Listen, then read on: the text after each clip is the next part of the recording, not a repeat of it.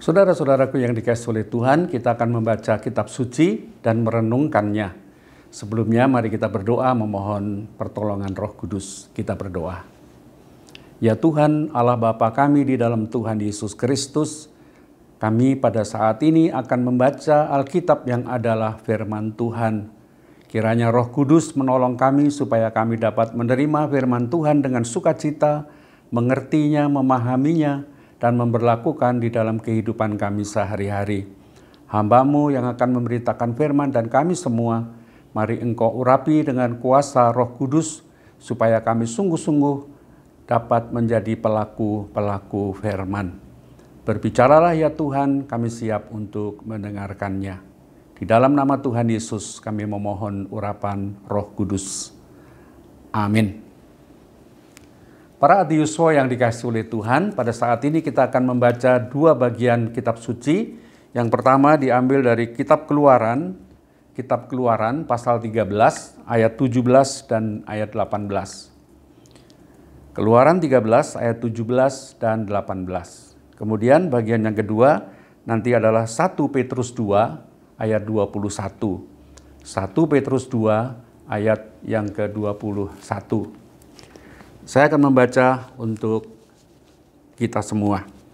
Keluaran 13 ayat 17 dan ayat 18. Setelah Fir'aun membiarkan bangsa itu pergi, Allah tidak menuntun mereka melalui jalan ke negeri orang Filistin, walaupun jalan ini yang paling dekat.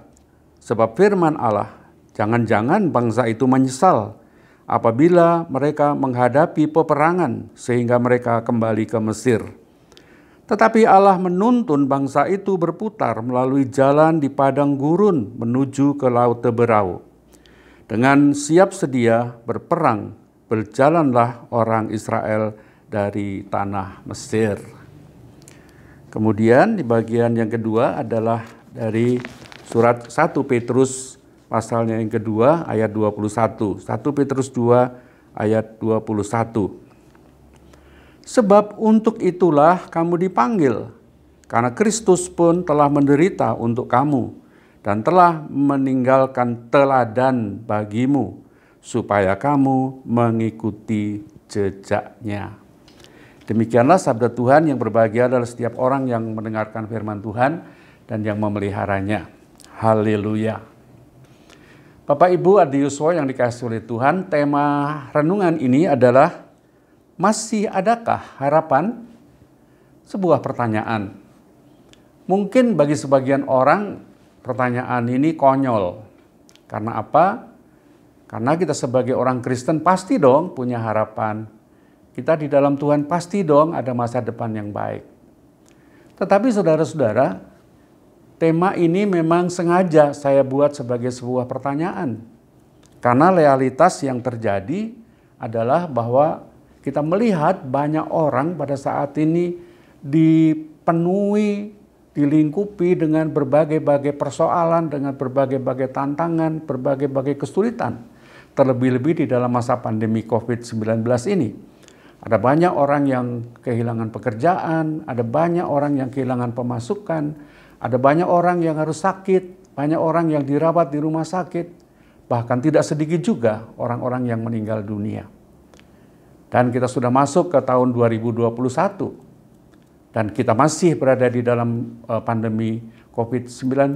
Bahkan kita mendengar bahwa pandemi ini bukannya semakin habis tetapi juga makin kuat, makin menyebar. Sehingga sekarang diperlakukan juga pengetatan-pengetatan ataupun pembatasan-pembatasan tertentu. Nah, situasi semacam itulah yang menjadi latar belakang tema ini. Masih adakah harapan? Apakah aku masih bisa melanjutkan kehidupanku dengan kondisi sekarang ini? Apakah keluargaku masih bisa bertahan? Apakah bangsaku masih bisa terus berjalan? Karena persoalan-persoalan ekonomi, persoalan-persoalan kemiskinan, persoalan-persoalan keamanan, bahkan juga pandemi ini. Bapak Ibu saudara-saudaraku yang terkasih, memang kita sudah membaca dan melihat bahwa vaksin sudah mulai diberikan, dibagikan kepada masyarakat. Tetapi toh itu juga belum secara signifikan menghentikan lajunya COVID-19 dan persoalan-persoalan yang mengikutinya. Nah, oleh sebab itu Bapak Ibu Saudara-saudara, mari kita belajar mendapat jawaban dari kitab suci. Apakah sungguh-sungguh kita sudah tidak punya harapan? Kitab Keluaran pasal 13 ada hal yang menarik di sana. Pasal 13 dari kitab Keluaran mengisahkan perjalanan bangsa Israel keluar dari perbudakan di Mesir. Setelah 350 tahun lebih mereka menjadi budak di Mesir, lalu kemudian mereka bisa keluar dari Mesir, bebas dari perbudakan itu di bawah pimpinan Musa. Memang bukan karena kekuatan Musa, tetapi sungguhnya karena pertolongan Tuhan sendiri. Kita masih ingat cerita bagaimana Tuhan memberikan tulah, memberikan bencana kepada bangsa Israel. Ada 10 macam tulah. Ada katak, ada air menjadi darah, ada belalang, ada hujan es, ada peristiwa-peristiwa ada lalat, ya, ada lalat yang mewabah, banyak binatang yang mati karena itu. Dan yang paling mengerikan adalah semua anak sulung di Mesir mati. Dan oleh sebab itu mereka dibebaskan pergi dari tanah Mesir, dilepaskan. Nah, yang menarik saudara-saudara dalam bacaan kita bahwa mereka keluar bebas dari perbudakan di Mesir, tetapi mereka tidak langsung masuk ke tanah perjanjian yang dijanjikan oleh Tuhan.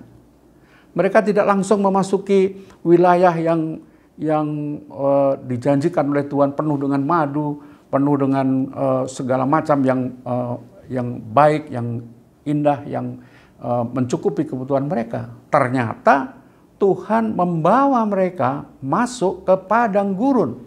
Dan di depan ada laut Teberau. Artinya apa? Artinya adalah bahwa mereka keluar dari perbudakan, tetapi juga mereka masuk lagi dalam situasi yang tidak mudah.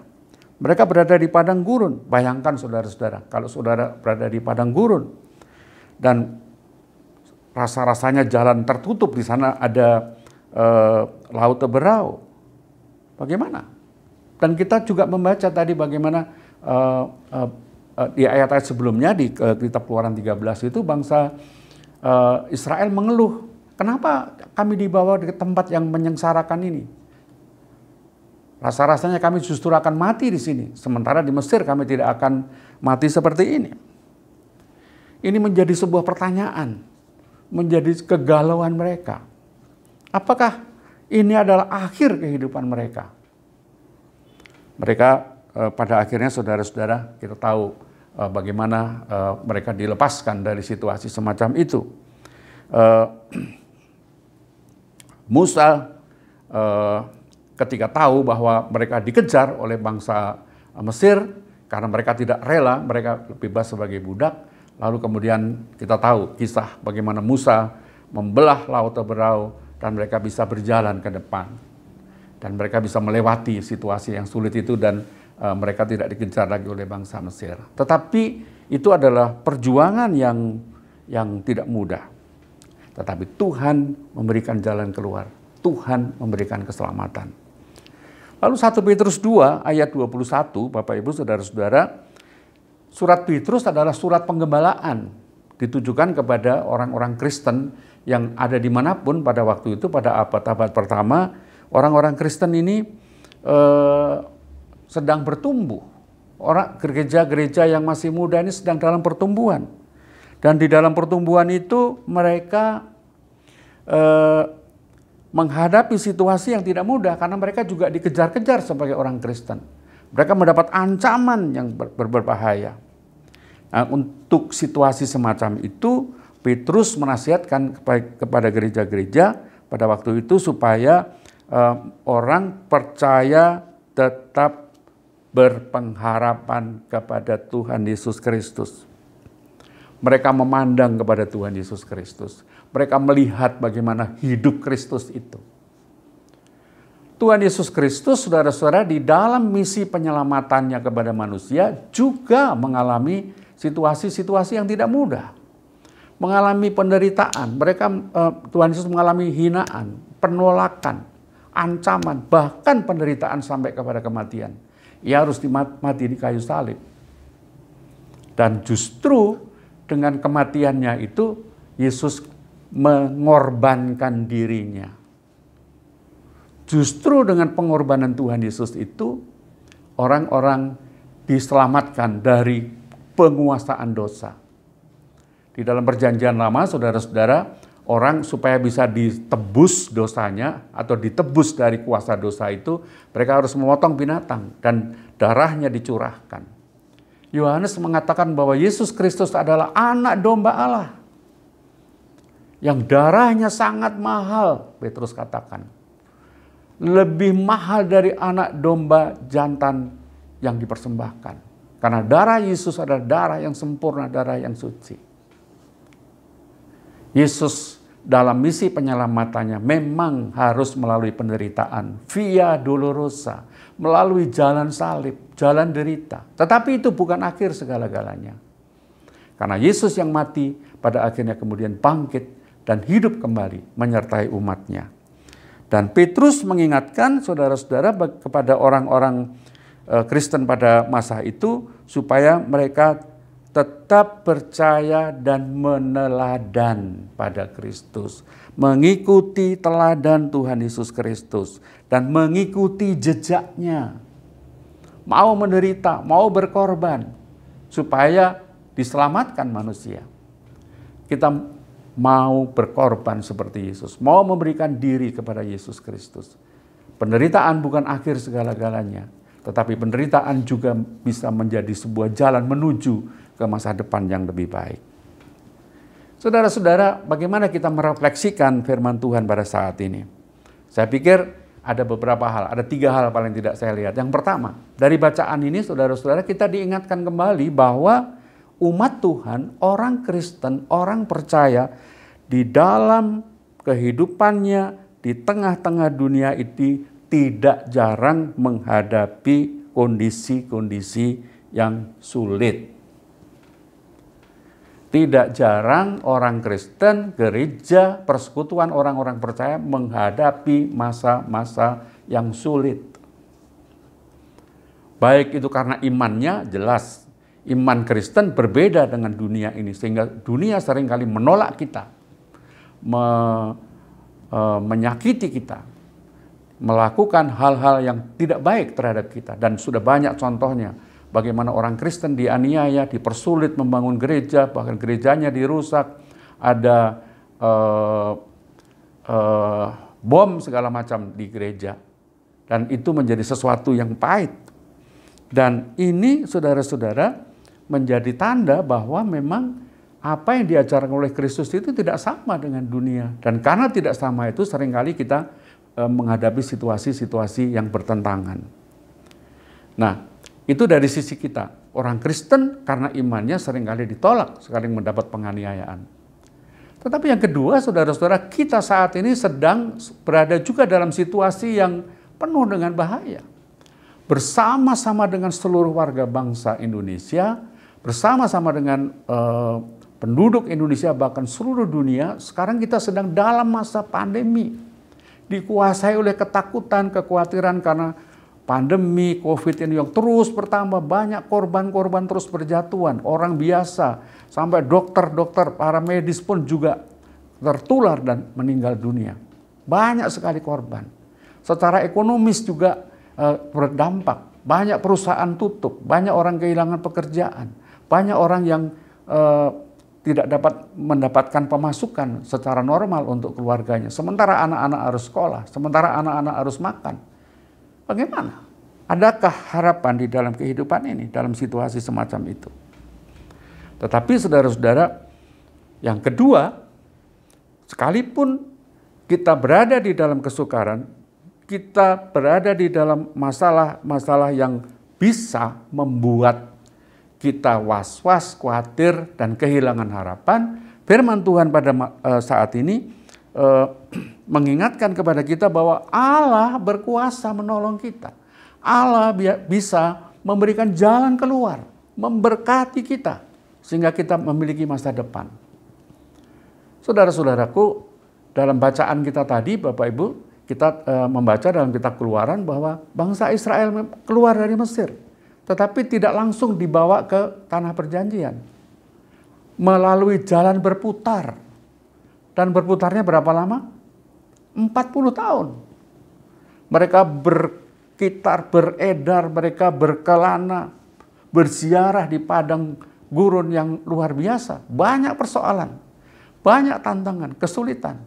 Tetapi toh dalam situasi semacam itu, Tuhan menunjukkan penyertaannya. Kita masih ingat kalau kita baca ayat terus di ayat Keluaran 13 itu, Tuhan menyertai dengan tiang awan dan tiang api. Penyertaan Tuhan luar biasa. Dan kita juga melihat bahwa dalam situasi semacam itu, Tuhan siap memberikan pertolongannya. Dengan mujizatnya, dengan kuasanya, Tuhan bisa menyelamatkan umatnya. Kita mesti percaya bahwa pada masa ini pun juga mujizat bisa terjadi. Yang sakit disembuhkan, yang kehilangan pengharapan diberikan kekuatan, yang sedih dihiburkan. Karena apa? Karena Allah berkuasa. Persoalannya adalah apakah kita mau percaya? Apakah kita justru mau menggerutu seperti bangsa Israel ketika masuk padang gurun? Atau berserah? Petrus mengingatkan, ikuti jejak Kristus, teladani Kristus. Walaupun di dalam kesukaran, dalam penderitaan, Tuhan pada akhirnya memberikan jalan keluar.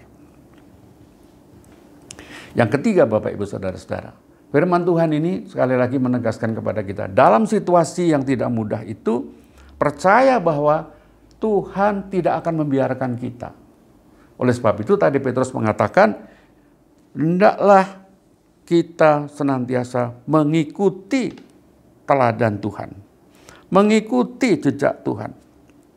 Sebab untuk itulah kamu dipanggil. Kita dipanggil untuk mengikuti Kristus itu bukan hanya untuk ikut yang enak-enak, tetapi juga ikut penderitaannya, pengorbanannya. Dan Petrus mengatakan, karena Kristus pun telah menderita untuk kamu dan telah meninggalkan teladan. Yesus meneladani dengan penderitaannya, dengan kesukaran yang dialami, tetapi pada akhirnya dia menang. Dia bisa bangkit, dia bisa hidup kembali. Supaya kamu mengikuti jejaknya. Mengikuti jejak Kristus, tidak menyerah. Terus berjuang, mau berkorban untuk melakukan banyak hal dan pada akhirnya Tuhan menolong.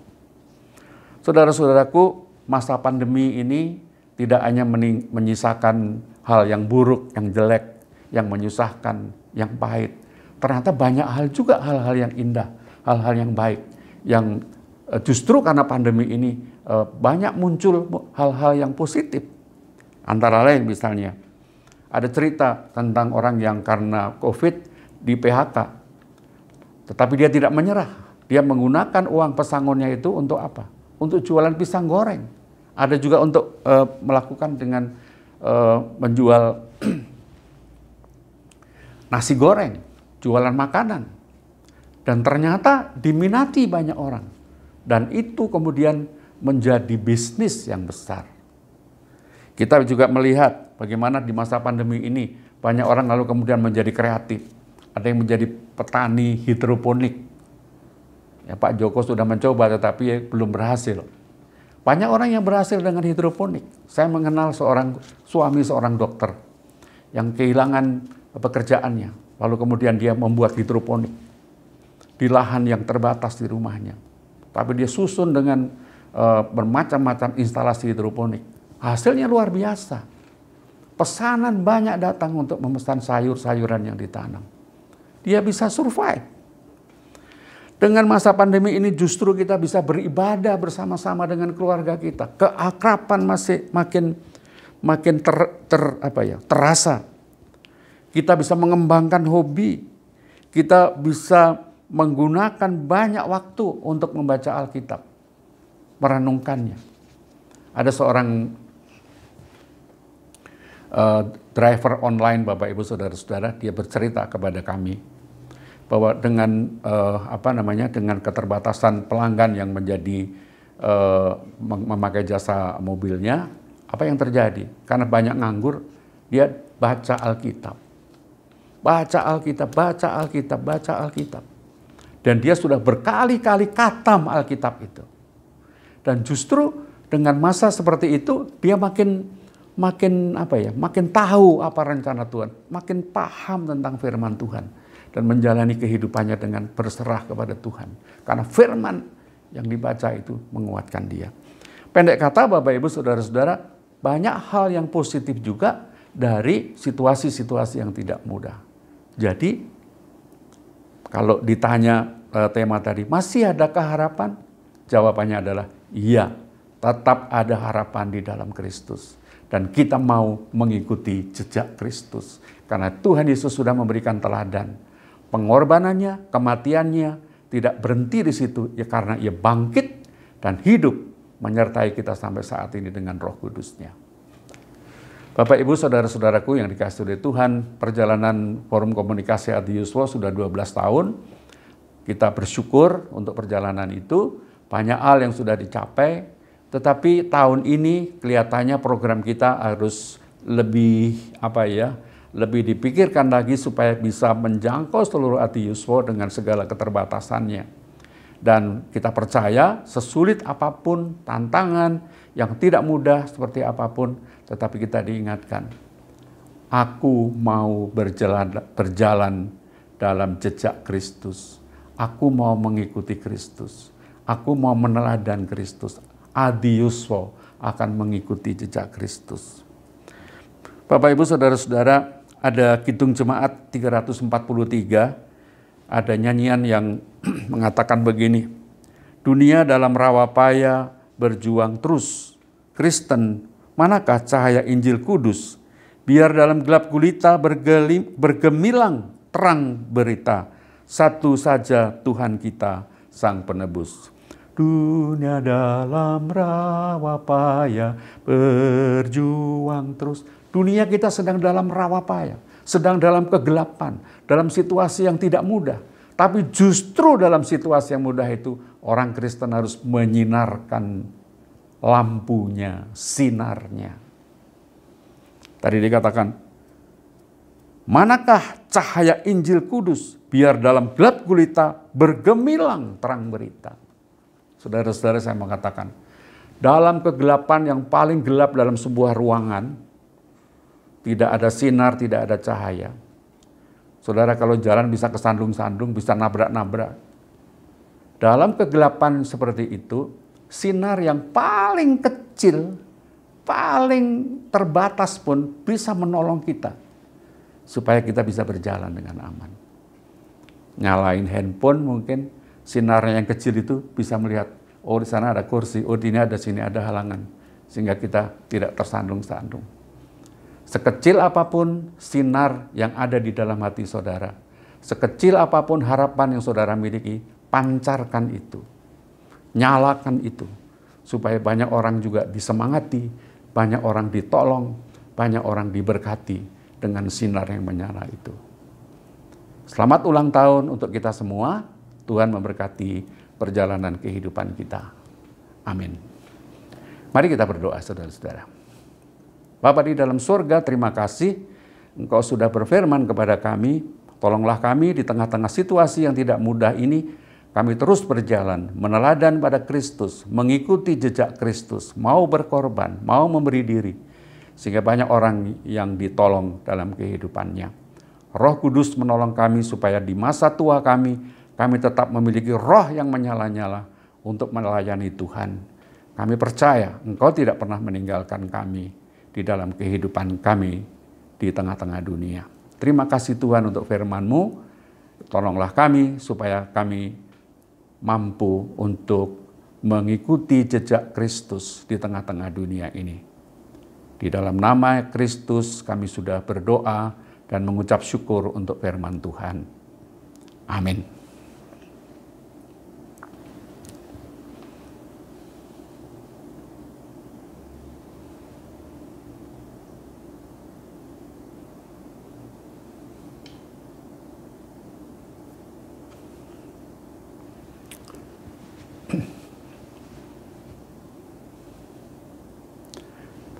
Bapak Ibu Adi Yuswo yang dikasihi oleh Tuhan, kita akan mengakhiri ibadah kita dan marilah kita mengarahkan hati kita kepada Tuhan, dan kita menerima berkat Tuhan dengan penuh sukacita. Allah, sumber segala kasih karunia, yang telah memanggil kamu dalam Kristus kepada kemuliaan-Nya yang kekal, akan melengkapi, meneguhkan, menguatkan, dan mengokohkan kamu sesudah kamu menderita seketika lamanya. Ialah yang empunya kemuliaan dan kuasa sampai selama-lamanya. Amin.